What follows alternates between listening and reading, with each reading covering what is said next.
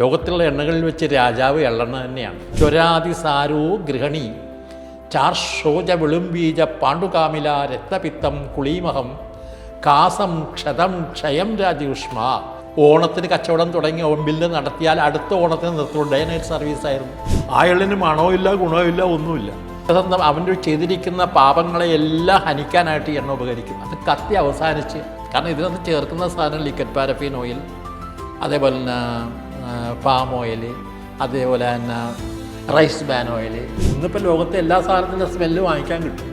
സുഖത്തെയും ദുഃഖത്തെയും ഒരേപോലെ കണക്കൂട്ടി ഇത് രണ്ടിനെയും ഞാൻ തൃണവിൽ ഗണിച്ചുകൊണ്ട് ഈശ്വരനിലേക്കുള്ള പാത തെളിയിക്കുന്നവനെയാണ് ധീരനായ പുരുഷൻ എന്ന് ഭഗവാൻ പറയുന്നത്.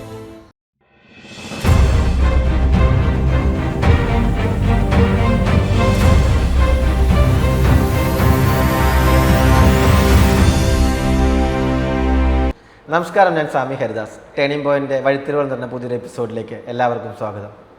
നമ്മൾ പലപ്പോഴും കേൾക്കുന്ന ഒന്നാണ് എണ്ണക്കറുപ്പ്, എണ്ണ അഴക്. ഇന്ന് നമ്മൾ പറയാൻ പോകുന്നത് ഒരു എണ്ണക്കഥയാണ്. സ്വാഗതം. ഇവിടെ സ്വദേശം, അതുപോലെ തന്നെ ഈ 1952 നമ്മൾ അയ്യപ്പ ഓയിൽ മിൽസ് എന്ന് പറയുന്ന ഒരു ബിസിനസ് തുടങ്ങുന്നത്. അപ്പോൾ അതിനെക്കുറിച്ചൊന്ന് പറയാം. ആദ്യമായിട്ട് തന്നെ എന്നെ ഇൻ്റർവ്യൂ ചെയ്യാൻ കിട്ടിയ ഭാഗ്യത്തിന് വളരെ നന്ദി. ഒരു മകനും അച്ഛനും കൂടിയുള്ളൊരു സംവാദമല്ലേ അത്. മകനൊരു ഭാഗ്യം കിട്ടാന്ന് പറഞ്ഞ ഭാഗ്യം തന്നെ അത്. എനിക്കത് മനസ്സിൽ സങ്കടവും സന്തോഷവും ഒരുപോലെ വരികയാണ്. പറഞ്ഞ് മനസ്സിലായോ?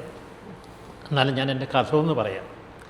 എൻ്റെ അച്ഛൻ്റെ അച്ഛനായിട്ട് പൈതൃകമായിട്ട് കിട്ടിയിരിക്കുന്ന ഒരു തൊഴിലാണ് എണ്ണക്കച്ചവടം. 1952 ആണ് ഞാൻ ജനിച്ചത്.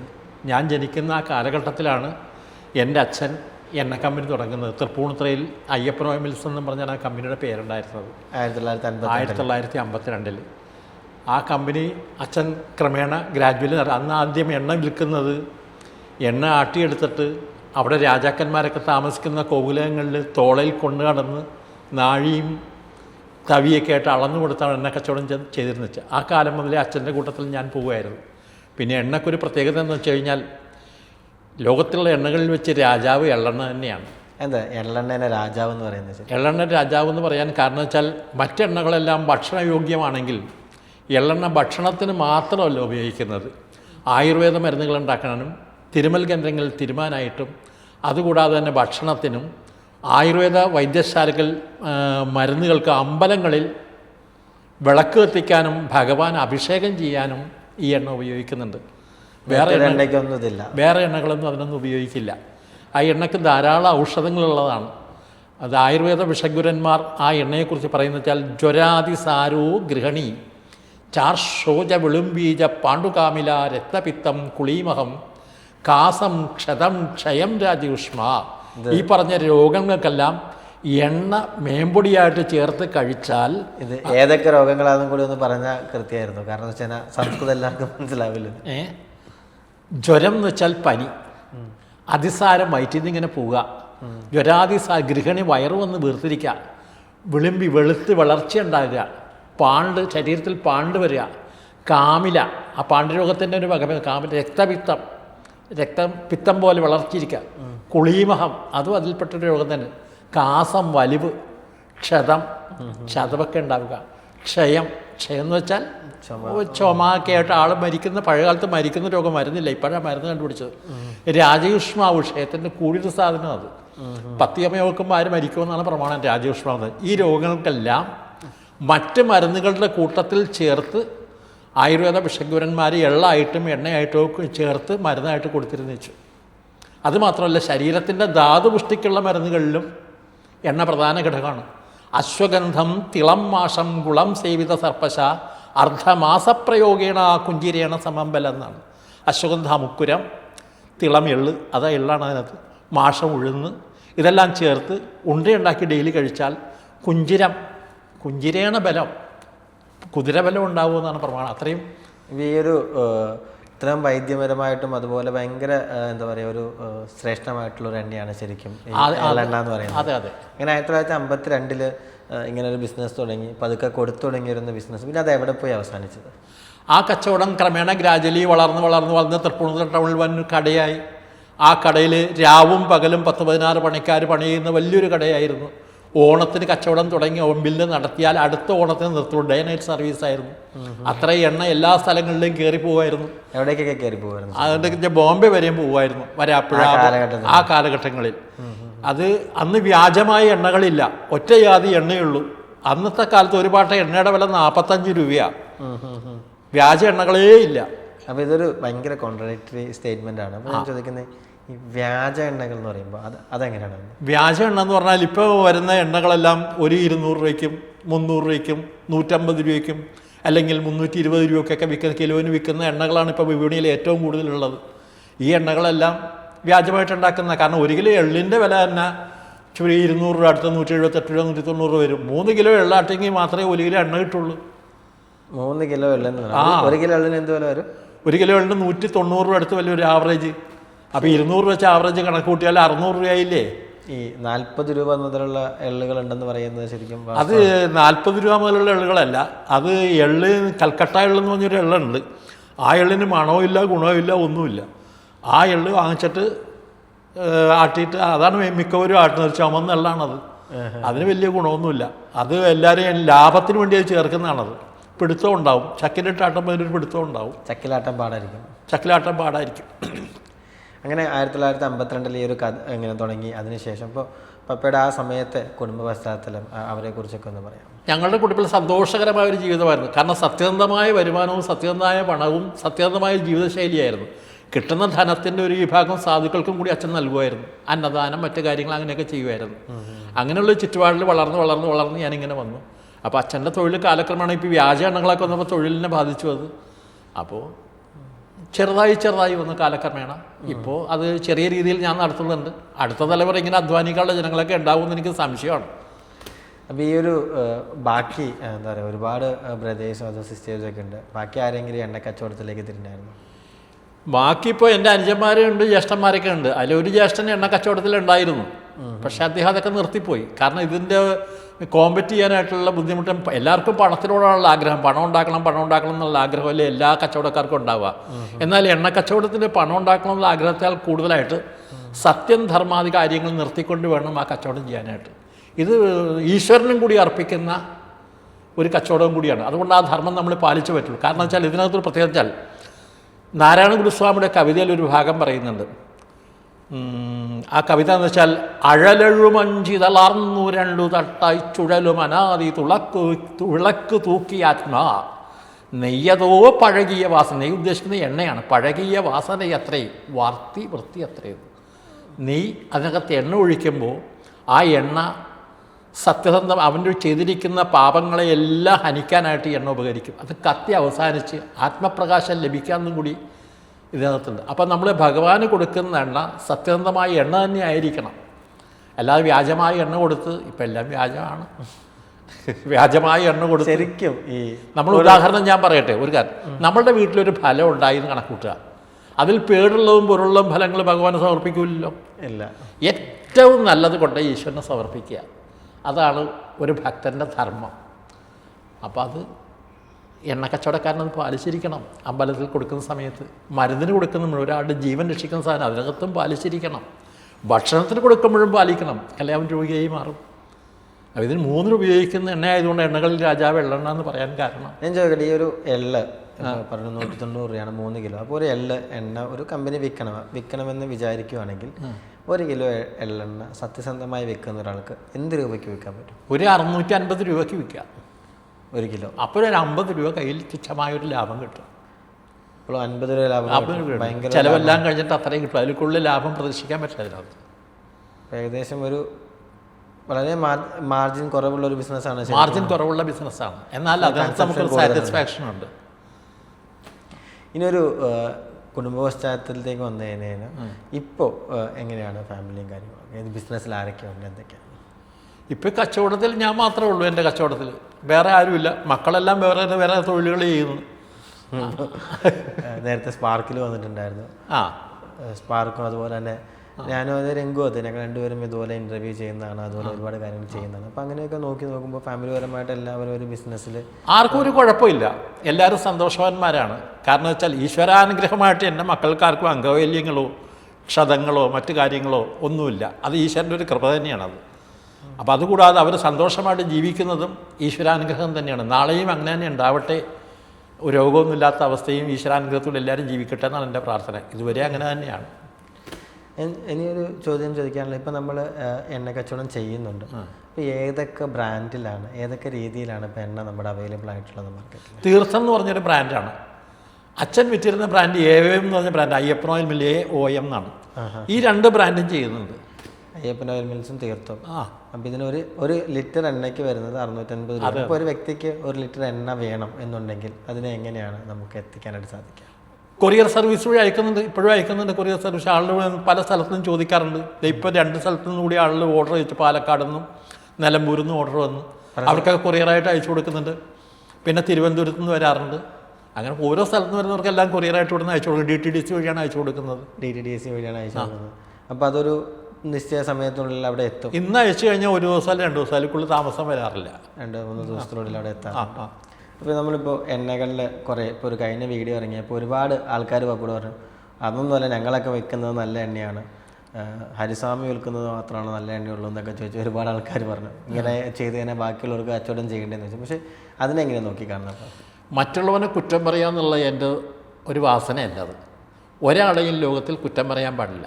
അവൻ ചെയ്യുന്ന തൊഴിൽ അവന് സത്യസന്ധമല്ല എന്ന് അവന് തന്നെ ബോധ്യം വരും. കാരണം ഇതിനകത്ത് ചേർക്കുന്ന സാധനം ലിക്വിഡ് പാരഫിൻ ഓയിൽ, അതേപോലെ തന്നെ പാം ഓയിൽ, അതേപോലെ തന്നെ റൈസ് ബാൻ ഓയിൽ, ഇങ്ങനെയുള്ള സാധനങ്ങളെല്ലാം ചേർത്ത് കൃത്രിമമായിട്ട് എണ്ണ ഉണ്ടാക്കിയിട്ടാണ് വിൽക്കുന്നത്. ഈ എണ്ണകളെല്ലാം അതിനകത്ത് ഇന്നിപ്പോൾ ലോകത്തെ എല്ലാ സാധനത്തിൻ്റെ സ്മെല്ല് വാങ്ങിക്കാൻ കിട്ടും. കാരണം വെളിച്ചെണ്ണ ഉണ്ടെങ്കിൽ വെളിച്ചെണ്ണ, എള്ളെണ്ണ ഉണ്ടെങ്കിൽ ഏതിൻ്റെ സ്മെല്ലുകൾ ഈസി ആയിട്ട് വാങ്ങിക്കാൻ കിട്ടുന്നൊരു കാലമാണത്. അതും കൂടി ചേർത്ത് വിറ്റാൽ എള്ളെണ്ണ എല്ലാമെന്ന് ഒരു മനുഷ്യനും പറയാൻ പറ്റില്ല. അതാണത്തെ അവസ്ഥ. പിന്നെ ഒരാളെയും തിരുത്താൻ നമ്മളെ കൊണ്ട് കഴിയില്ല. കാരണം ധനമോഹം മനുഷ്യനെ പലതും ചെയ്യാൻ പ്രേരിപ്പിക്കുന്നുണ്ട്. പപ്പ ശരിക്കും പറഞ്ഞു കഴിഞ്ഞാൽ, ഞാൻ ചെറുപ്പത്തിലായിരിക്കുന്ന സമയത്ത് പപ്പ ശരിക്കും എണ്ണ കച്ചവടത്തിലല്ല. പപ്പ അതിനു മുമ്പ് ആദ്യം വിറ്റുകൊണ്ടിരുന്നത് കായമായിരുന്നു. എനിക്ക് തോന്നുന്നു ഞാനൊക്കെ ഒരു 5 വരെയൊക്കെ പഠിക്കുന്ന സമയത്ത് പപ്പ ഏറ്റവും അധികം കായം KK ബ്രാൻഡ് എന്ന് പറഞ്ഞിട്ട് കായം മാനുഫാക്ചർ ചെയ്തിരുന്നു. എനിക്ക് തോന്നുന്നു ഏകദേശം ഒരു 5-10 വർഷത്തോളം കായം. എന്തായിരുന്നു ഈ കായ കച്ചവടത്തിലേക്ക് പോകണ്ടായിരുന്നു കാരണം? എണ്ണക്കച്ചവടവും കായക്കച്ചവടവും രണ്ടും പൗരാണികമായിട്ടുള്ള കച്ചവടങ്ങളാണ്. കായം എന്ന് പറയുന്ന സാധനം മരത്തിൻ്റെ ഒരു കറയാണ്. കായം 2 ടൈപ്പ് ഉണ്ട്. അതിൽ കറിക്ക് ഉപയോഗിക്കുന്ന കായം ഒരു മരത്തിൻ്റെ കറയാണ്. ഈ കായം എടുത്തിട്ട് സംസ്കരിച്ചിട്ടാണ് കറിക്കായവും, അതേപോലെ തന്നെ മറ്റ് 9 ടൈപ്പ് കായങ്ങളുണ്ട്. കറിക്ക് കൂടാതെ തന്നെ ബേക്കറി ഐറ്റംസിന് ഉപയോഗിക്കുന്നത്, സാമ്പാർ പൗഡർ ഉണ്ടാക്കാൻ ഉപയോഗിക്കുന്ന, ഇങ്ങനെയുള്ള ഒരുപാട് വേർതിരിവുകളുണ്ട്. ബ്ലാക്ക് കായമുണ്ട്, എല്ലാ കായമുണ്ട്, ഇങ്ങനെ 9 ടൈപ്പ് കായങ്ങളുണ്ട്. ഈ കായം ഉണ്ടാക്കി വിൽപ്പന നടത്തുന്നത് നല്ലത് തന്നെയാണ്. പക്ഷേ എൻ്റെ ആരോഗ്യം അതിന് സമ്മതിക്കാതെ വന്നതുകൊണ്ടാണ്. കാരണം എനിക്ക് അതിൻ്റെ സ്മെല്ല് അലർജി ആകുന്നതുകൊണ്ടാണ്, അതുണ്ടാക്കുമ്പോൾ അലർജി വരുന്നതുകൊണ്ടാണ് ഞാനത് നിർത്തിക്കളഞ്ഞത്. അതുകൊണ്ടാണ് പിന്നെ കറിക്കായത്തിന്. പിന്നെ നമ്മൾ ഒരുപാട് കാലം എനിക്ക് തോന്നുന്നു പിന്നെ അങ്ങോട്ട് സ്ട്രഗിളിൻ്റെ ഒരു കാലഘട്ടം ഉണ്ടായിരുന്നു. പിന്നെ ഞാനാണെങ്കിലും നെങ്കു ആണെങ്കിലും ഒക്കെ എക്സ്പീരിയൻസ് ചെയ്ത ഒരു സ്ട്രഗിളിൻ്റെ കാലഘട്ടം. ആ കാലഘട്ടത്തിൽ നമ്മൾ പലപ്പോഴും ഒരുപാട് പ്രശ്നങ്ങളിലേക്ക് പോയി. ഒരുപാട് എല്ലാ ബിസിനസ്സുകാർക്കും ഉണ്ടാകുന്ന പോലെ ഒരുപാട് ബിസിനസ്സുകളിലേക്ക് പോയി. പല ബിസിനസ്സുകളും നമുക്ക് സക്സസ് ആയിട്ടില്ല. സക്സസ് ആയതുകൊണ്ട് ആവാത്തതുകൊണ്ട് പല കാരണങ്ങൾ കൊണ്ട് നിർത്തേണ്ടി വന്നതുകൊണ്ട് പിന്നെ നമ്മൾ എനിക്ക് തോന്നുന്നു 5-നൊക്കെ പഠിക്കുന്ന തൊട്ടിട്ടൊരു 5-6 വർഷത്തോളം ഇന്ന് കാലത്ത് ഇപ്പോൾ ഒരുപാട് ഫുഡ് യൂണിറ്റുകളുണ്ടെങ്കിൽ അന്ന് ഫുഡ് യൂണിറ്റിൽ എന്താ പറയുക, നമ്മുടെ അവലോസുണ്ട, എന്താ പറയുക, നമ്മുടെ ഇങ്ങനെ അച്ചപ്പം, കോഴലപ്പം, ഇങ്ങനെ ഒരുപാട് പ്രൊഡക്റ്റുകൾ ഉണ്ടാക്കി നമ്മൾ ഈ എറണാകുളം ജില്ലയിലെ പല കടകളിലും കൊടുക്കുകയും നല്ല രീതിയിൽ പോവുകയൊക്കെ ചെയ്യുന്ന ഒരു സമയമുണ്ടായിരുന്നു. ഒക്കെ നമ്മുടെ ഒരു ജീവിതത്തിലെ സ്ട്രഗിളിൻ്റെ ഒരു ഓർമ്മയാണ്. ആ ഒരു ബിസിനസ്സിൽ ശരിക്കും അതിനെങ്ങനെ നോക്കിക്കാണുന്നത് ആ ഒരു സമയത്ത്? അപ്പോൾ ജീവിതം എന്ന് പറയുന്നത് സുഖദുഃഖങ്ങൾ സമ്മിശ്രമാണ്. ഈ സുഖങ്ങളുടെയും ദുഃഖങ്ങളുടെയും കടന്നുപോയെങ്കിൽ മാത്രമേ ജീവിതത്തിൻ്റെ എല്ലാ വശങ്ങളെക്കുറിച്ച് മനുഷ്യന് മനസ്സിലാവാൻ കഴിയുള്ളൂ. ഗീതയിലൊരു വരിയുണ്ട്, സുഖദുഃഖം സമം ധീരം സോ അവസസ്തയെ കൽപ്പതയെ എന്നാണ് പറയുന്നത്. സുഖത്തെയും ദുഃഖത്തെയും ഒരേപോലെ കണക്കൂട്ടി ഇത് രണ്ടിനെയും ഞാൻ തൃണവിൽ ഗണിച്ചുകൊണ്ട് ഈശ്വരയിലേക്കുള്ള പാത തെളിയിക്കുന്നവനെയാണ് ധീരനായ പുരുഷൻ എന്ന് ഭഗവാൻ പറയുന്നത്. ആ സുഖദുഃഖങ്ങൾ ജീവിതത്തിൽ എല്ലാവർക്കും ഉള്ളതാണ്. സാമ്പത്തികപരമായിട്ട് നമ്മൾ ഒരുപാട് സ്ട്രഗിൾ ചെയ്തിട്ടുണ്ടെങ്കിലും വളരെ എന്താ പറയുക, ഓരോ ഞായറാഴ്ചകളിൽ പുറത്ത് പോകുന്നതും ഓരോ നല്ലൊരു ഓർമ്മകളാണ്. ശരിക്കും പറഞ്ഞാൽ ജീവിതത്തിൻ്റെ കുറേ ഓർമ്മകളിലൊരു കാലഘട്ടമാണ് ഓരോ 5-നും 10-നും ഇടയ്ക്കുള്ളൊരു കാലഘട്ടത്തിൽ. അപ്പോൾ ഞങ്ങൾ 3 പേരാണെങ്കിലും പഠിക്കാൻ വളരെ എന്താ പറയുക മുന്നിലേക്കായിരുന്നു. ഞാനാണെങ്കിലും രംഗു ആണെങ്കിലും കുഞ്ഞേച്ചി ആണെങ്കിലും ഒക്കെ പഠിക്കാൻ ഭയങ്കര മുമ്പിലേക്കായിരുന്നു. പഠനത്തിന് ഒരു പുറകിലേക്ക് വന്നില്ല. ഞങ്ങൾ 3 പേരും പലരും സക്സസ്ഫുള്ളായി എന്ന് ഞങ്ങൾ വിചാരിക്കുന്നുണ്ട്. എന്നാലും ഒരു എന്താ പറയുക ഒരു ജീവിതത്തിൻ്റെ നമ്മളുണ്ടായിരുന്ന സാഹചര്യത്തിൽ ഒരുപാട് മുന്നിലേക്ക് പോയി. അന്ന് ഞാൻ പപ്പ പറയുന്ന ഒരു കാര്യം എപ്പോഴും ശ്രദ്ധിക്കാറുള്ളതെന്ന് വെച്ച് കഴിഞ്ഞാൽ ഒരു പ്രോഡക്റ്റിന് നിനക്ക് എന്ത് വില വേണമെങ്കിലും ഇടാം, ലാഭം എത്ര വേണമെങ്കിലും നിനക്ക് എടുക്കാം, പക്ഷേ അതിൻ്റെ ക്വാളിറ്റി അല്ലെങ്കിൽ അതിൻ്റെ ക്വാളിറ്റിയിൽ കോംപ്രമൈസ് ചെയ്യരുതെന്നുള്ളത് എന്താ ശരിക്കും ഇതിൻ്റെ പിന്നിലൊരു കാരണം? ഒരു സാധനം നമ്മൾ വിപണിയിൽ കൊടുക്കുമ്പോൾ സത്യം അതിനകത്ത് ഉണ്ടായിരിക്കണം, കർമ്മത്തിനകത്ത് ഭക്തിയും കൂടി ഉണ്ടായിരിക്കണം. അപ്പോഴേ നമുക്ക് ആ തൊഴിൽ ചെയ്യുമ്പോൾ അതിനകത്തൊരു ആത്മാർത്ഥതയും സന്തോഷവും അതിൻ്റെ സംതൃപ്തിയൊക്കെ നമുക്ക് ലഭിക്കുള്ളൂ. ലാഭം എടുക്കുന്നതും കൃത്യമായിട്ടായിരിക്കണം. ഇതെല്ലാം സമന്വയിച്ചിട്ടാണ് ഒരു സാധനത്തിന് വിലയിടേണ്ടത്. ഒരു 10 രൂപ കൂടുതലിട്ടാലും കുഴപ്പമില്ല, കാരണം അധ്വാനത്തിൻ്റെ മുതൽ വില കണക്കൂട്ടുന്നത് ആ ലാഭത്തിൽ കൂടി അധ്വാനത്തിൻ്റെ വില നമുക്ക് കുറച്ചെടുക്കാൻ പറ്റുള്ളൂ. അപ്പോൾ അതുകൊണ്ട് അതേപോലെ പോയെങ്കിൽ മാത്രമേ അതിനകത്ത് സ്ഥായിയായൊരു നിലനിൽപ്പുണ്ടാവുള്ളൂ, അല്ലെങ്കിൽ ഉണ്ടാവില്ല. ഏത് കച്ചവടവും, ഇനി കോടീശ്വരം ചെയ്യുന്ന കച്ചവടമായാലും കൊള്ളാം, തട്ടുകടയിൽ ചെയ്യുന്ന മുറുക്കാങ്കട ആയാലും കൊള്ളാം, അതിനൊരു ധർമ്മമുണ്ട്. എൻ്റെ ഓർമ്മയിൽ ഞാൻ മുറുക്കാങ്കട വെക്കുന്നൊരു സ്ഥലമുണ്ട് കരിമുകളിൽ. ഒരു ദിവസം ഒരു 600 മുറുക്കാൻ പോകും. പൊതിഞ്ഞു കൊടുക്കാൻ വേണ്ടി 4-5 ആളുകൾ അവിടെ നിൽക്കുന്നത് മുറുക്കാൻ പൊതിയാനായിട്ട്. കാരണം അദ്ദേഹത്തിൻ്റെ കച്ചവടത്തിൻ്റെ സത്യമാണ്. ഉമ്മർക്കാന്ന് അങ്ങേരുടെ പേര്. അങ്ങനെ കച്ചവടത്തിൻ്റെ സത്യം ഉണ്ടായിരുന്നു. കാരണം അദ്ദേഹം കറക്റ്റായിട്ട് കൊടുക്കുമായിരുന്നു, കറക്റ്റായിട്ട് പൈസ വാങ്ങിക്കായിരുന്നു, സാധനങ്ങളെല്ലാം കറക്റ്റായിരുന്നു, ആ കൊടുക്കുന്ന മുറുക്കാനും കറക്റ്റായിരുന്നു. പക്ഷെ കാലക്രമേണ അദ്ദേഹം ആ കച്ചവടം നിർത്തി. കാരണം വെച്ചാൽ പുകയില കൂട്ടുന്നത് ശരിയല്ല, ഞാൻ കൊടുക്കുന്നത് ശരിയല്ല എന്ന് അദ്ദേഹത്തിന് തോന്നുന്നത് ആ കച്ചവടം നിർത്തിക്കളഞ്ഞു. കച്ചവടം ചെയ്യുന്നില്ല.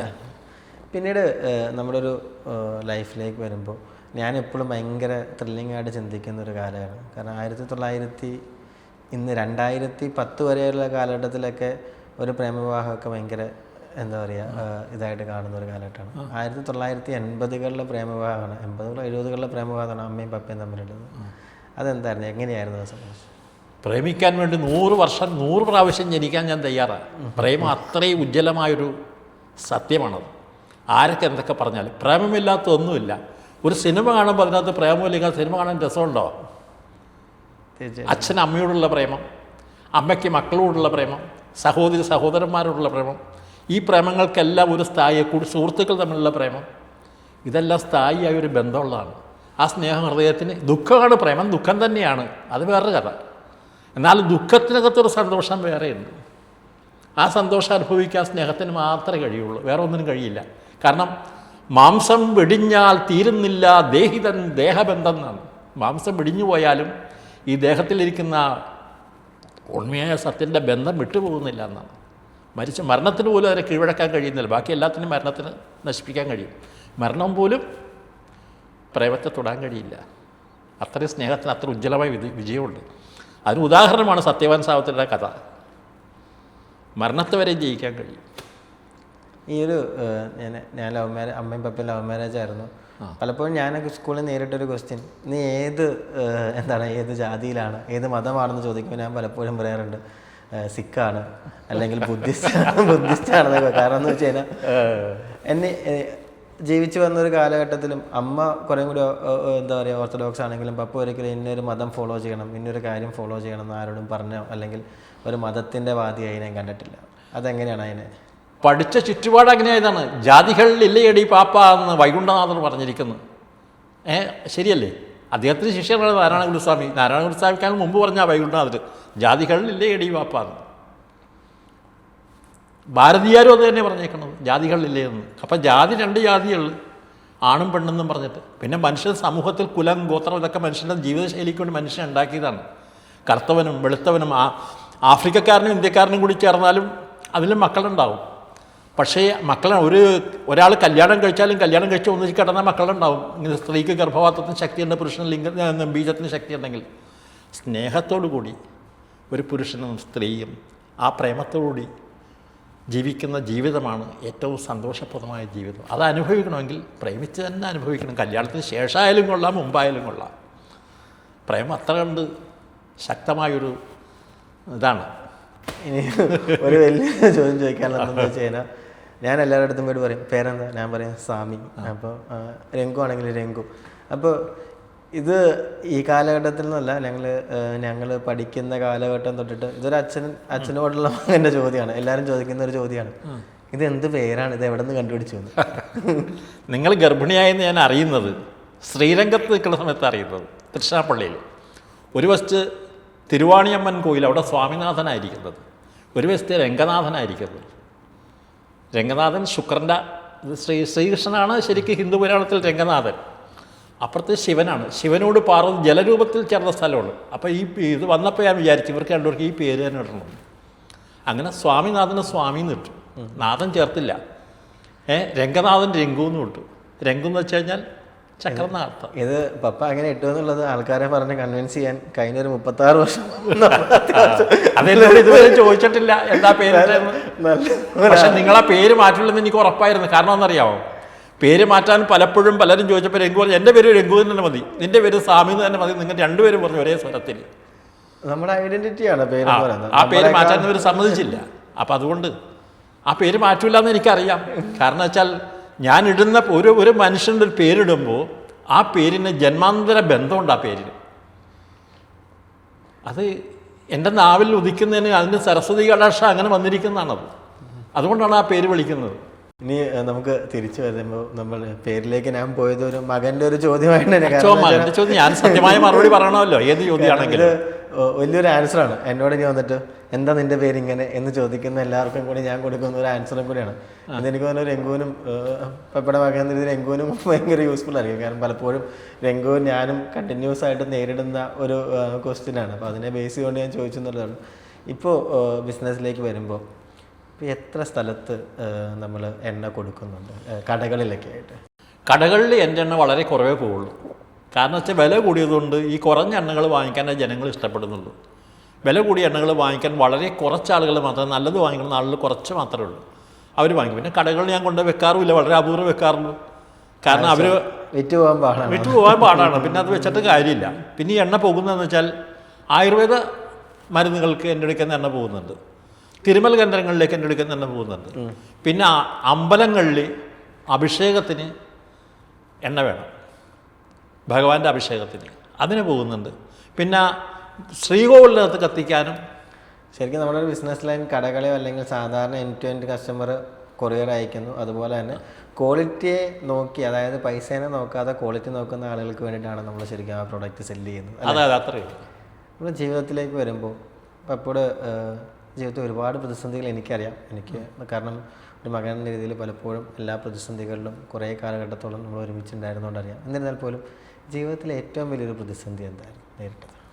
അങ്ങനെ ഒരു പ്രതിസന്ധി എനിക്ക് തോന്നിയിട്ടില്ല. കാരണം വെച്ചാൽ ഈശ്വരന് രണ്ടും സുഖദുഃഖങ്ങൾ ഈശ്വരൻ അർപ്പിച്ചവനൊരു പ്രതിസന്ധിയും വരുന്നില്ല. ഒരു ദുഃഖം എന്ന് പറയുന്നത് എന്തായിരുന്നു? ദുഃഖം എന്ന് പറയാനൊന്നുമില്ല, സുഖം എന്ന് പറയാനും ഒന്നുമില്ല. ഒരു നാണയം നമ്മൾ കയ്യിലെടുത്താൽ സുഖവും ദുഃഖത്തോടെ എടുക്കുന്നത്. ഇത് സമർപ്പണം ഭഗവാനിലാണെങ്കിൽ രണ്ടും നമ്മളെ ബാധിക്കുന്നില്ല. അമ്മയുടെ ഒക്കത്തിരിക്കുന്ന കുഞ്ഞിന് ലോകം പേടിക്കേണ്ട കാര്യമുണ്ടോ? തീർച്ചയായിട്ടും. ഭഗവാന്റെ ഒക്കത്ത് ഞാൻ ഇരിക്കുക, പിന്നെ ഞാനും തന്നെ ഈ പേടിക്കണം, സുഖദുഃഖങ്ങളെ പേടിക്കണം എന്തിനാണ്?